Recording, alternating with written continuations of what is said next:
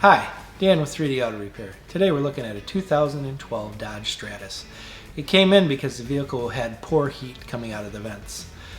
We did some research and found out that based on the way the heater core lays horizontally in the heater box instead of vertically like most heater cores would, what happens is that it tends to get a buildup of dried up antifreeze in part of the heater core, blocking some of the flow.